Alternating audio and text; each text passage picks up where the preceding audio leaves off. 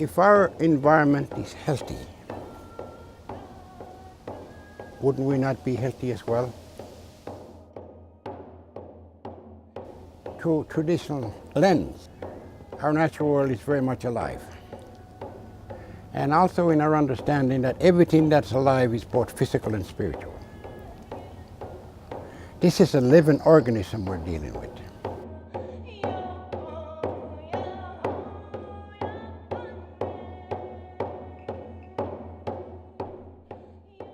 I think this is a good process. I'm very pleased to be involved and honored really, and I think good things are going to happen.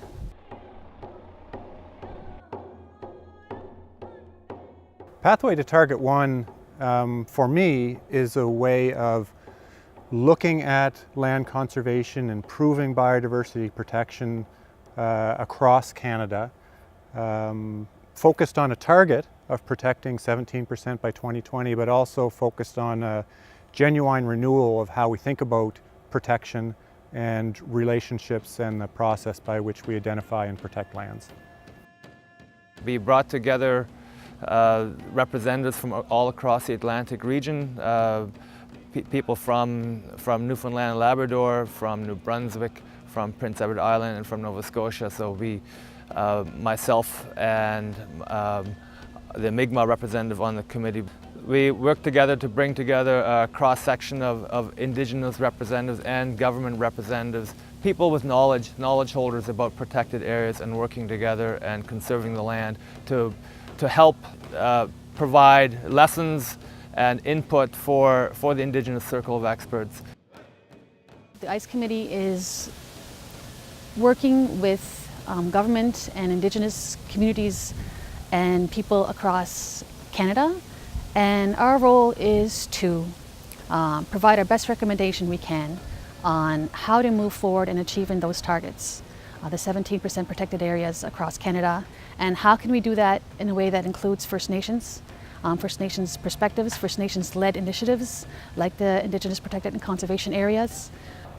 When we're talking about Indigenous conserved areas or Indigenous protected areas, we really want to ground all that work in Indigenous law, and thinking about Indigenous law as the law that existed before settlers came to Turtle Island. And this law, Indigenous people were living here with their own legal traditions, and these laws are still alive today, and these laws can be used to sort of form the backbone and the foundation of these Indigenous conserved areas across Turtle Island. Everything has to have respect, or it's not going to work right. The challenge is to enable other people to understand that that the earth is living and we need her. Today's world needs more of my ancestors' ways and my ancestors' teachings, and number one of it all is respect.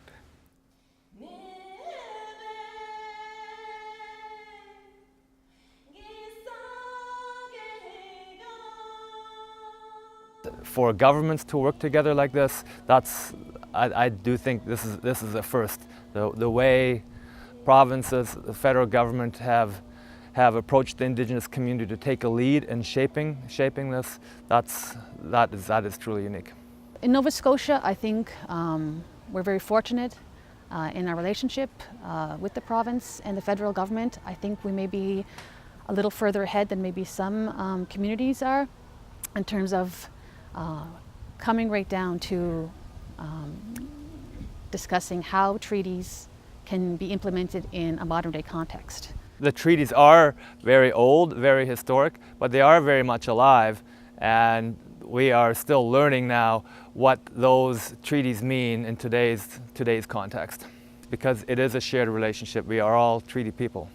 The true spirit of the treaties is about peaceful coexistence and friendship and relationship, and I think that's the broader message that really should be guiding all of our interactions.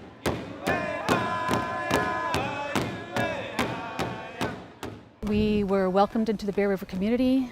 They hosted an evening session, and I was just blown away by the work that's going on there. I think it's so relevant to what the I.C.E. is looking at and then the recommendations. It's one thing to talk about these concepts in a meeting, but to go to a community and actually see it in practice and actually see people benefit from those activities of trying to reconnect with the land and healing through the land. So I think it was so appropriate for that reason that our flag was placed there, but also I think it's appropriate because our friends in the West refer to this as the Eastern Gate. And this is where first contact happened and where things started to go awry. So the fact that we placed our healing flag here in the East, our first flag to be placed as a sign of healing and of commitment to move forward to healing that relationship, it was very moving and I think very, very significant. I think doing this work as well will do a few things. Not only education and outreach for all Canadians, but it'll do the healing in the villages all over Canada, and it'll do healing to Mother Earth. And I think with both of them together, working with Canadians, we can all do this together to really define ourselves on what are we going to look like in the next 100 years.